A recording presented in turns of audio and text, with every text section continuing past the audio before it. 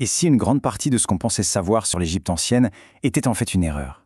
On va s'intéresser aujourd'hui à un savant qui a provoqué une véritable tempête intellectuelle en osant réécrire les origines de la civilisation. Tout commence avec cette question qui paraît toute simple, comme ça. Pourtant, elle est au centre d'un des débats historiques les plus vifs, les plus passionnés de notre époque. Parce que derrière cette question, l'enjeu est immense. C'est bien plus qu'une simple querelle d'experts, c'est un véritable combat pour la mémoire et pour l'identité. Et au centre de cette bataille, il y a un homme, le savant sénégalais Cheikh Anta Diop.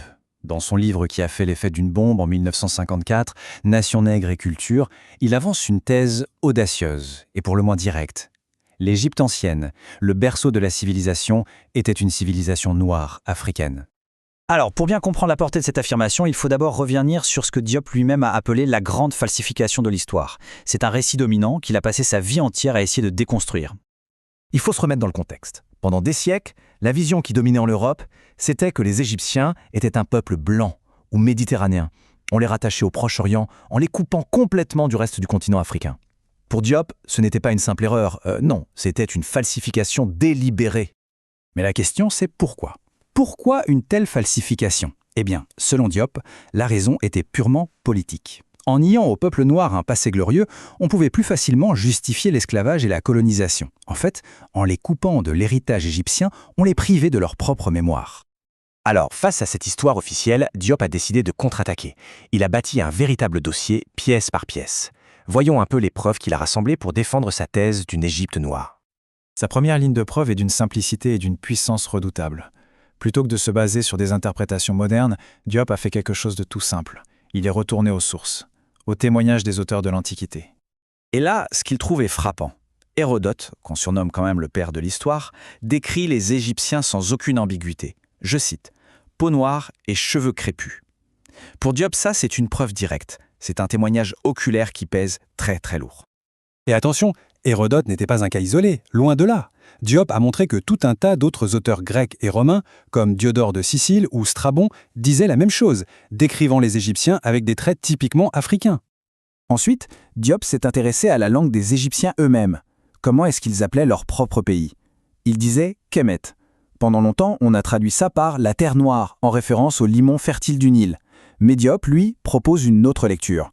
Pour lui, Kem veut dire noir, comme la couleur de peau. Kemet serait donc littéralement le pays des Noirs.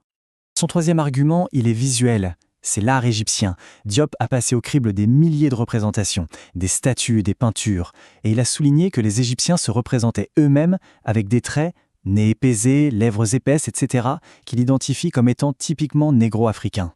Mais Diop ne s'est pas arrêté là, au texte et à l'art. Non, pour vraiment bétonner sa thèse, il s'est tourné vers les preuves scientifiques.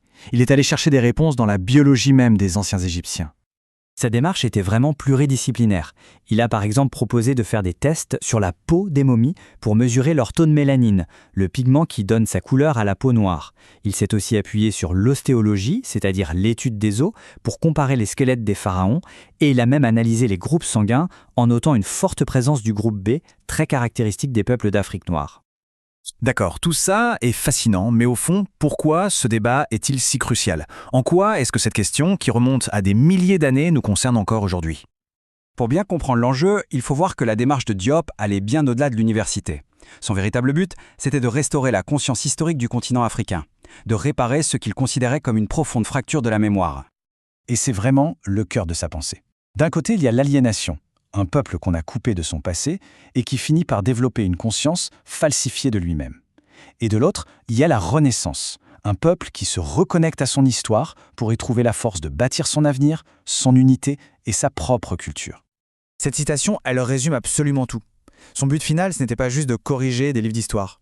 C'était de déclencher une transformation intérieure, un véritable réveil culturel et psychologique.